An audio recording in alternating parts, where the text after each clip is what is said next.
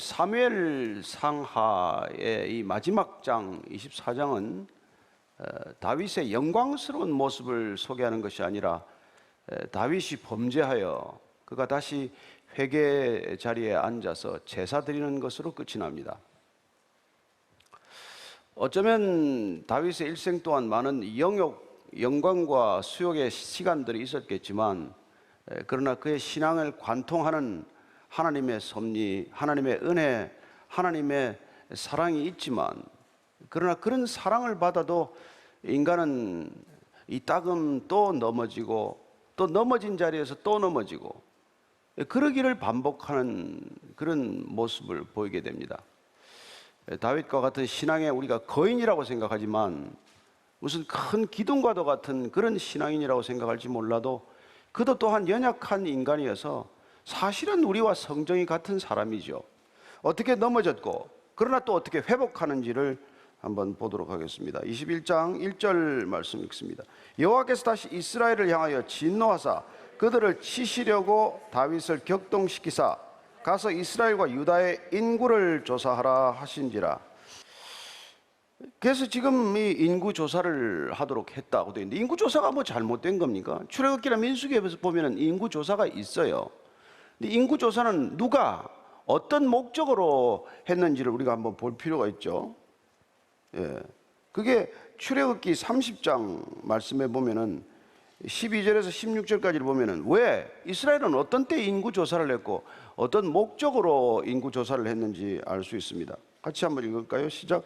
내가 이스라엘 자손의 수요를 조사할 때 조사받은 각 사람은 그들을 계수할 때 자기의 생명의 속전을 여호와께 드릴지니 이는 그들을 계수할 때 그들 중에 질병이 없게 하려 함이라. 무릇 계수 중에 들은 자마다 성소의 세겔로 반 세겔을 낼지니 한 세겔은 20게라라. 그 반 세겔을 여호와께 드릴지며 계수 중에 드는 모든 자 곧 20살 이상 된 자가 여호와께 드리되 너희의 생명을 대속하기 위하여 여호와께 드릴 때 부자라고 반 세겔에서 더 내지 말고 가난한 자라고 덜 내지 말지며 너는 이스라엘 자손에게서 속전을 취하여 회막 봉사에 쓰라. 이것이 여호와 앞에서 이스라엘 자손의 기념이 되어서 너희의 생명을 대속하리라. 첫 번째 큰 원칙은 생명을 대속하는 거라는 거예요. 이스라엘 백성들의 생명을 대속케 하는 속전의 성격을 부과하기 위해서 인구조사를 했던 것입니다. 그래서 20살 이상 되는 남자만 계수를 했어요. 그들만 세금을 내겠는데 그 세금이 뭐 반세겔, 누구든지 반세겔 내야 돼. 부자든 가난한 사람이든. 따라서 하나님 앞에서 누구든 동일하다는 것이죠. 누구든 생명은 중시되어야 하고 누구든 동일한 가치를 지녔다는 것과 마찬가지다. 한 사람의 가치를 더 높이 매기거나 덜 낮게 매기지 않았다는 거예요. 그런 뜻에서 이 인구조사를 실시했던 것인데, 지금 보니까 다윗은 그런 목적이 아니란 말이에요.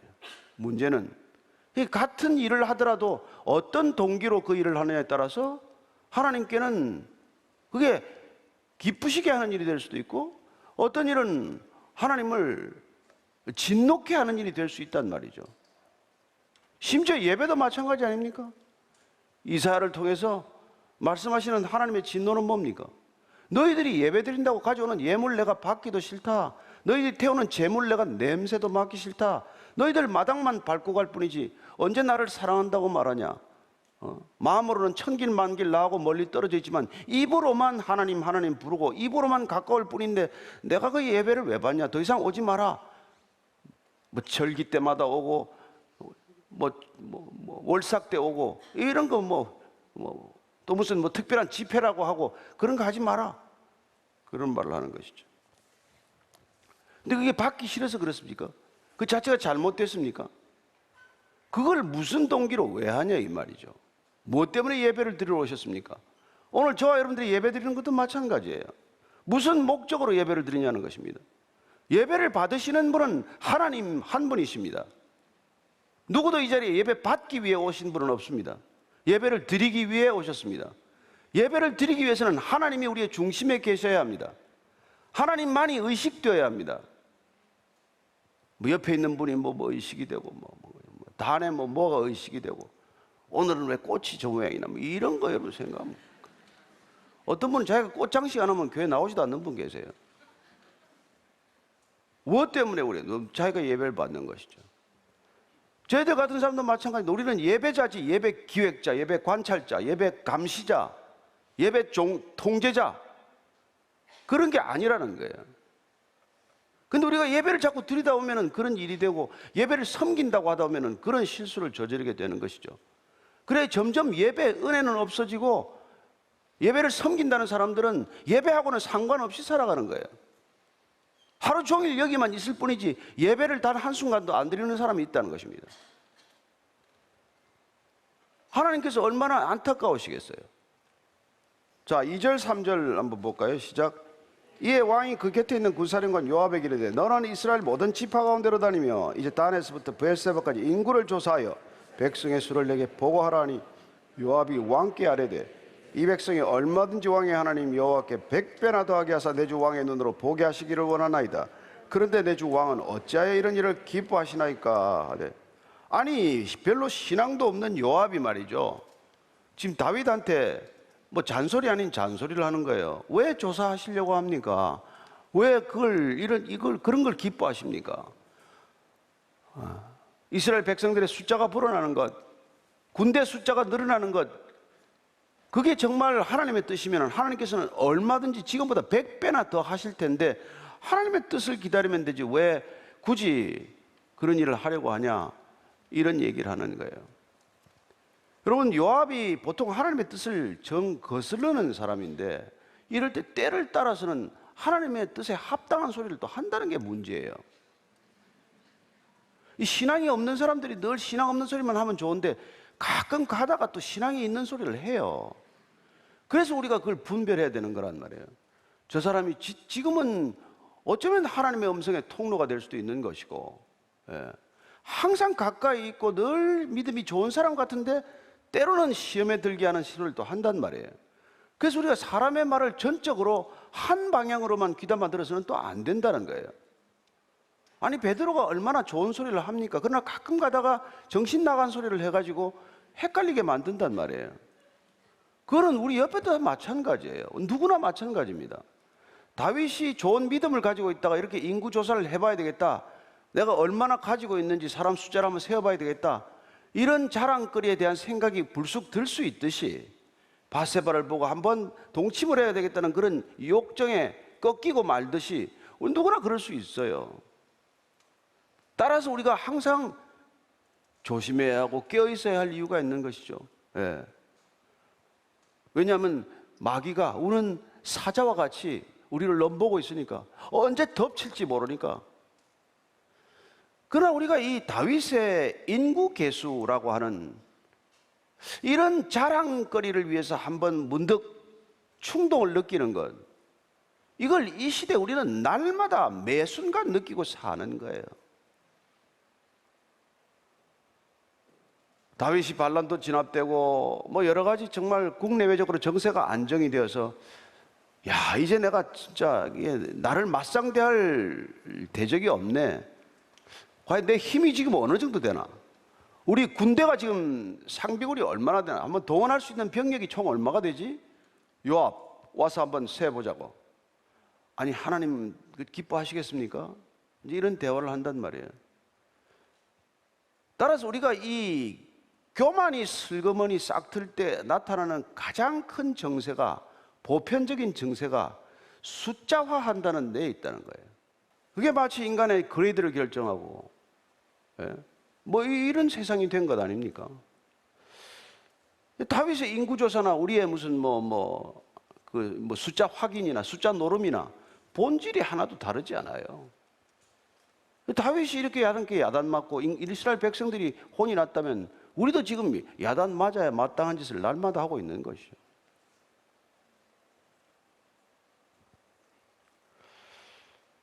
자, 4절 7절입니다. 시작. 왕의 명령이 요압과 군대 사령관들을 재촉한지라 요압과 사령관들이 이스라엘 인구를 조사하려고 왕 앞에서 물러나 요단을 건너 갓 골짜기 가운데 성읍 아로엘 오른쪽 곧 야셀 맞은쪽에 이르러 장막을 치고 길라앗에 이르고 다딤 후시 땅에 이르고 또 다냐야 안에 이르러서는 시돈으로 돌아 두로 견관성에 이르고 히윗 사람과 가나안 사람의 모든 성읍에 이르고 유다 남쪽으로 나와 브엘세바를 이르니라. 요압이 본인의 뜻을 말했지만 왕이 재촉했다.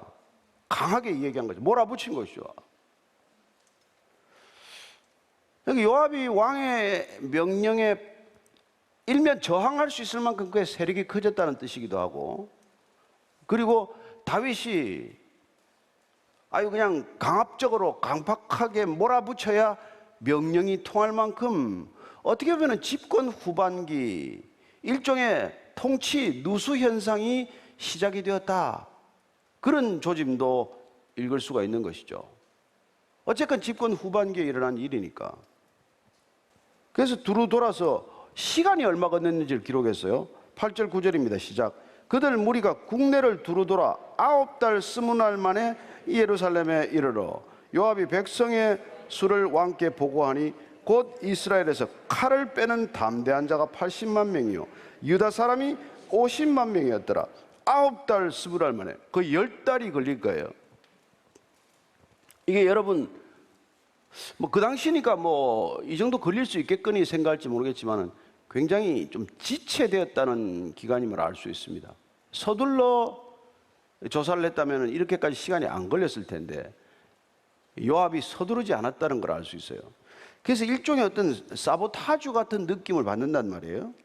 요압이 마음에 내키지 않는 일을 했을 뿐만 아니라 다윗에게 약간 불충스러운 태도로 이 일을 한 거예요.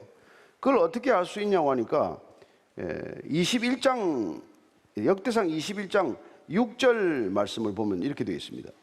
같이 읽습니다. 요압이 왕의 명령을 마땅치 않게 여겨 레위와 베냐민 사람은 계수하지 아니하였더라. 이 계수를 빼면서도 지척거리고 그리고 지체하고 일을 늦춰갔다는 것을 알 수 있어요. 그리고 이 역대상에 기록된 백성의 수요는 칼을 뺄 만한 자만 세하였어요. 칼을 뺄 만한 자가 110만 명이고 유다 중에 칼을 뺄 만한 자는 47만 명이다. 이렇게 기록이 되어 있는데 오늘 사무엘하 24장에는 숫자가 조금 틀려요. 칼을 빼는 담대한 자가 80만 명이요 유다 사람이 50만 명이다. 어쨌건 이 숫자가 일치하지 않는 부분에 대해서는 여러 가지 이견이 있습니다. 그러나 상비군이 포함이 됐다, 안 됐다, 이런 숫자의 차이를 또 두기도 하고 그래요. 그런데 중요한 것은 뭡니까? 이 요압이 백성들의 수를 계수하면서 다윗에 대한 불만이 커졌다는 거예요. 제대로 하지 않았다는 것을 알 수 있습니다. 따라서 우리가 어떤 지도자적인 위치에 있을 때 어디서부터 일이 버긋나게 되고 하나님의 뜻과 어긋난 일을 할 때 어디서부터 조직이 서서히 균열이 생기는지를 알 수 있다는 것이고, 이럴 때 지극히 조심하지 않으면 국가 전체가 위기로 빠져든다는 것이죠. 따라서 지금 다윗은 하나님의 뜻에 맞지 않는 일을, 물론 하나님께서 이스라엘 백성들을 어떻게 다루실지 나름대로 계획을 가지고 다윗의 그 격동한 마음, 이스라엘 백성들의 숫자를, 칼을 빼는 숫자, 내가 군사에 지금 즉시라도 징집할 수 있는 숫자를 한번 확인해 보겠다. 내가 이 지금 팔레스타인 땅에서 바로 전쟁을 시작하면 몇 명이나 동원할 수 있냐, 이걸 한번 세봐야지 하는 생각이 들게 하는 것을 허락하셨다고는 하나, 그 일들이 진행되는 과정은 벌써 백성들에게 큰 부담과 짐을 주고 있다는 것을 알 수 있는 것이죠. 여러분, 이거 징집 한번 하고 사람들 불러 모으면은 여러분들 일하던 거 다 멈춰야 되지 않습니까? 우리 같으면 동해 가서 잠깐 신고하면 그만이지만 그 당시에는 이게 본부, 조사본부가 차려지면 조사본부까지만 가는데도 며칠씩을 걸려서 가야 하고 모든 것들이 중단된단 말이에요. 그래서 인구조사가 진행되는 이 9달 20일 동안 국가 전체는 어떤 무슨 동맥경화라고는 할 것 없지만 저 올스톱 되는 그런 큰 일이 벌어지는 거예요. 이런 일들을 섣불리 시작해서는 안 되는 일을 이렇게 감행을 한 것이죠. 자, 10절 이하를 읽습니다. 10절 이하 시작. 10절. 다윗이 백성을 조사한 후에 그의 마음에 자책하고 다윗이 여호와께 아뢰되 내가 이 일을 행함으로 큰 죄를 범하였나이다. 여호와여, 이제 간구하옵나니 종의 죄를 사하여 주옵소서. 내가 심히 미련하게 행하였나이다 하니라. 이 자책하다는 것은 원래 뜻이 때리다는 뜻이에요. 뭐 매로 치다 때리다 이런 뜻이에요. 그러면 자책이 뭡니까? 내가 나를 치는 거란 말이에요. 다윗의 차이, 다윗과 사울의 차이는 뭐냐면 사울은 자기를 치지 않고 남을 때려요. 그런데 다윗은 자기 자신을 매로 칠 줄 아는 사람이다, 이거예요, 차이가. 하나님의 마음에 합한 자와 합하지 않은 자의 차이라는 게 자기를 돌아볼 줄 아는 사람, 자기를 칠 줄 아는 사람, 자기를 때릴 줄 아는 사람. 여러분, 나이 들면 누가 나를 안 때리잖아요. 누가 여러분 때립니까? 뭐 매 맞고 사는 남편들이 더러 많이 늘고 또 때리는 남편들도 많다고 들었습니다만 비율이 7대 3이래요. 요새는 30%의 아내들이 남편을 때린다네. 야, 대단하죠. 예. 옆에 한번 보시고 안 때리죠? 한번 물어보고 싶지만 집중하시고. 그런데 자책한다는 게 내가 나를 때리는 거란 말이에요. 신앙은 내가 나를 때릴 줄 아는 힘이에요. 그래서 여러분, 일일 삼성 하는 말 있잖아요. 하루에 3번 반성하라. 하루에 3번 자기가 자기 자신에게 매를 드는 것이죠. 예수 모르는 사람들도 하루에 3번쯤 자기 자신에게 매를 들면 성인이 된다고 말합니다. 우리는 왜 세인트입니까? 왜 성인입니까? 하루에 3번이 아니라 수시로 우리가 성령님께서 우리를 깨우시는 거 아닙니까? 그래, 성령님께서 우리를 흔들어 깨우면 우리가 우리 스스로를 돌아보고 우리가 스스로를 돌이킬 줄 아는 것, 그게 우리 신앙의 능력이란 말이에요. 다윗은 어떤 사람이냐? 비록 10달 만이지만 스스로를 돌이켜서 자기가 자기 자신을 때릴 줄 아는 사람이다. 자책할 줄 아는 사람이다. 이게 그나마 좋은 신앙이란 말이에요. 저는 그리스도인들이 그런 신앙 때문에 스스로를 돌아볼 줄 알고, 누가 때리지 않아도, 다른 사람이 무슨 간섭하지 않아도 내가 나를 스스로 질책할 줄 알고 자책할 줄 아는 그런 사람들이 되기를 축복합니다. 그래서 다른 사람들이 나무랄 일이 없어지는 것이죠. 그러면 같은 실수를 되풀이하지 않을 것 아니겠어요?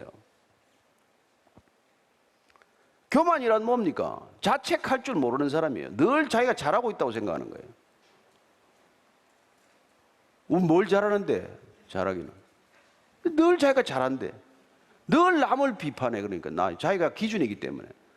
자책할 줄 모르는 사람들은 교만하기 때문에 늘 남을 정죄하고 남을 비판하는 데 익숙해요. 잘 보면 남의 잘못이 보여. 여러분, 자책할 줄 아는 사람은 자기 잘못이 보이는 사람이고, 내가 교만한 증거는 뭐예요? 남의 잘못이 자꾸 보이면 그 사람이 무슨 잘못돼서가 아니라 내가 교만해서 그렇다는 걸 알아야 돼. 눈치채야 돼요. 내가 요새 기도를 안 하니까 내가 이 모양이구나. 내가 요새 하나님과의 교제가 깊지 않으니까 내가 이 모양이구나. 이런 자책이 돼야 되는 것이죠.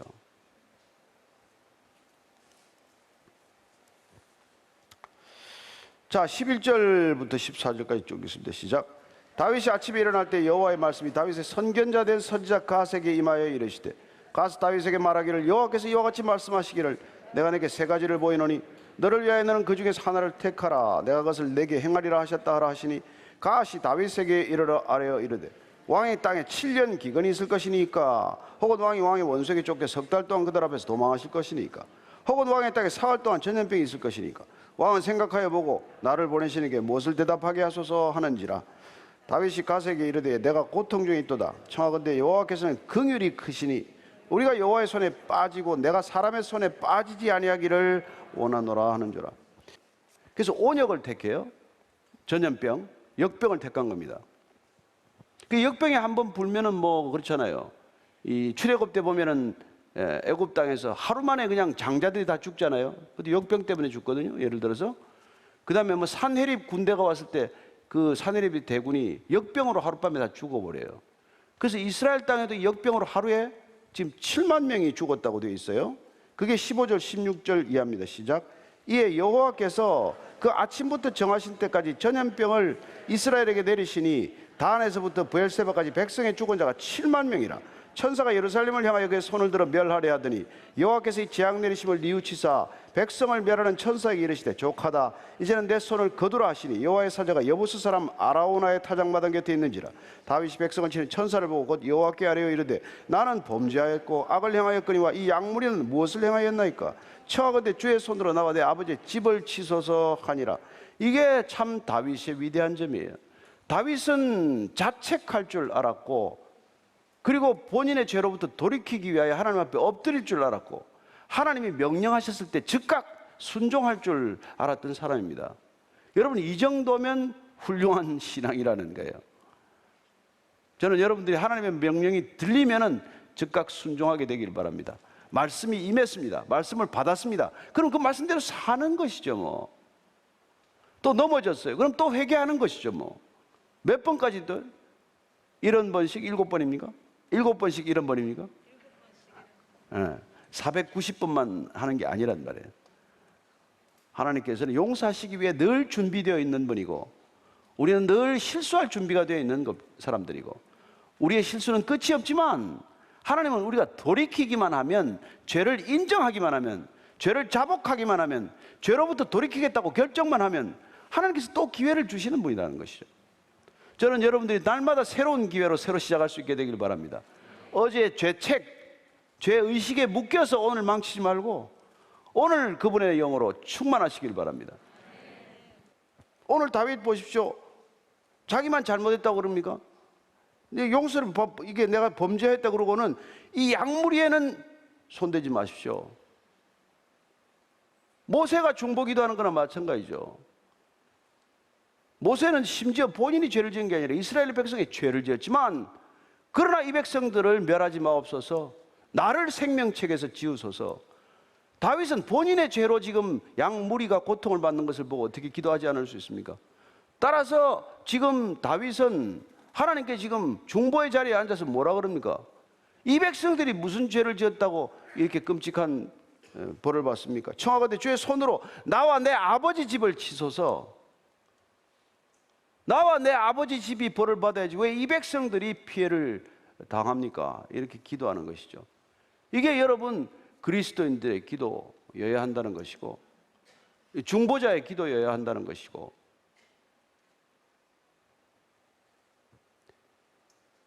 그래서 지금 이제는 처방전이 나왔어요. 18절 19절입니다. 시작. 이날에 가시 다윗에게 이르러 그에게 이르되 올라가서 여부스 사람 아라우나의 타작마당에서 여호와를 위하여 제단을 쌓으소서 하며 다윗이 여호와께 명령하신 바 갓의 말대로 올라가니라. 가서 제단을 쌓으라는 거예요.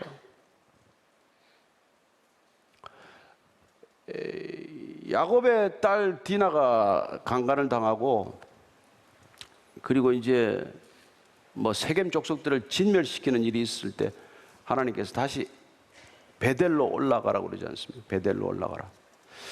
우리가 죄를 저지르고 벌이 임할 때 우리가 해야 할 일은 베델로 올라가는 것.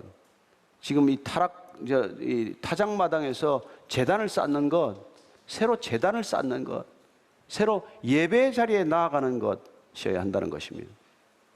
저와 여러분들이 어떤 죄를 저질렀더라도 우리가 회개한다면, 자복한다면, 죄로부터 돌이킨다면 다시 예배의 자리가 회복되어야 할 줄로 믿으십시오. 우리는 늘 예배의 자리에서 다시 한번 주님을 만나야 하고, 주님의 이름을 불러야 하고, 주님의 음성을 들어야 하고, 주님의 사함을 받아야 한다는 것입니다. 이 자리, 아라우나의 타작마당, 이 자리는 정말로 유서 깊은 자리 아닙니까? 바로 이 자리가 모리아산이에요. 모리아산. 모리아산은 어떤 산입니까? 아브라함이 이삭을 제물로 드리려고 할 때 하나님께서 어린 양을 준비하셔서 양을 대속해 한 바로 그 자리 아닙니까? 그리고 이 아라우나의 타작마당은 또한 앞으로 뒤에 예수 그리스도께서 오셔서 골고다 십자가를 지실 그 자리이기도 하다는 것입니다. 하나님께서 놀랍게도 정말 여호와 일에 하나님께서 오래전부터 이 장소를 지목하시고, 이 장소에서 아브라함의 믿음을 새롭게 하시고, 아브라함의 믿음을 받으시고, 이삭을 살려주시고, 이삭 대신에 양 한 마리를 번제물로 받으시고, 그 자리에서 오늘 다시 이스라엘의 삶과 죽음, 이스라엘 백성들의 삶과 죽음의 경계선에서 다시 생명을 허락하시는 이 제물, 제사를 받으신다는 것입니다. 그래서 20절 이하를 읽어드리겠습니다. 아로나가 바라보다가 왕과 그의 부하들이 자기를 향하여 건너물 보고 나가서 왕 앞에서 얼굴을 땅에 대고 절하며 이르되 어찌하여 내 주 앞에서 종에게 임하시나이까 하니 다윗이 이르되 내게서 타작마당을 사서 여호와께 제단을 쌓아 백성에게 드리는 재앙을 그치게 하려 함이라 하는지라. 아라우나가 다윗에게 아뢰되 원하거든 내 주 왕은 좋게 여기시는 대로 취하여 드리소서. 번제에 대하여는 소가 있고 뗄나무에 대하여는 마당질하는 도구와 소와 멍에가 있나이다. 왕이여 아라우나가 이것을 다 왕께 드리나이다 하고 또 왕께 아뢰되 왕의 하나님 여호와께서 왕을 기쁘게 받으시기를 원하나이다. 왕이 아라우나에게 이르되 그렇지 아니하다. 내가 값을 주고 내게서 살리라. 값 없이는 내 하나님 여호와께 번제를 드리지 아니하리라고. 다윗이 은 50세겔로 타작마당과 소를 사고 그곳에서 여호와를 위하여 제단을 쌓고 번제와 화목제를 드렸더니 이에 여호와께서 그 땅을 위한 기도를 들으심에 이스라엘에게 내리는 재앙이 그쳤더라. 아멘. 번제를 드리고 화목제를 드렸더니 재앙이 그쳤더라. 다윗이 역병을 택했다가 7만 명이 죽는 희생을 치르고 그 병이 사흘 동안 지속되지 아니하고 하루 만에 그 병이 그쳤더라. 하나님께서 긍휼을 베푸셨더라. 번제는 죄를 속하는 죄요, 화목제는 하나님과의 관계를 회복하는 제사 아닙니까? 따라서 죄값을 치르고 관계가 회복되는 것을 경험한 이 아라우나의 타작마당, 이 타작마당의 사건은 십자가의 사건을 예표하는 것이요, 이미 지났던 아브라함의 이삭을 제물로 바치는 사건과 연결되어 있는 것이고, 오늘날 우리가 이 시간까지 우리 자신은 이 아라우나의 타작마당과 같은 것을 각자가 우리 인생 가운데 정해놓고 각자 예배를 드리는 것 아닙니까? 그 자리가 여러분들의 골방이 바로 이 자리가 되기를 축복합니다. 여러분들이 기도드리는 이 자리가 바로 그 타작마당이 되기를 축복합니다. 우리가 어디서 예배를 드리든 그 예배 장소가 이 타작마당이 되기를 축복합니다. 그래야 우리가 드리는 모든 예배가 주님께서 단 한 번의 제사로 이루신 그 번제와 화목제물, 그 효력이 지금도 유효하다는 것을 기억하는 자리가 되게 하셔서 다시는 죄로 돌아가지 않게 되기를 축원합니다. 여러분, 그분의 사랑이 얼마나 크길래 우리가 더 죄로 돌아가야 합니까? 그분의 사랑이 너무나 커서 더 이상 죄로 돌아갈 수 없게 되기를 축원합니다. 주님께서 이곳을 예비하셨듯 우리 각자의 인생 가운데서도 이런 자리를 예비하셔서 다시는 죄를 생각도 기억도 하지 않는 그런 복된 주일이 되기를 축복합니다.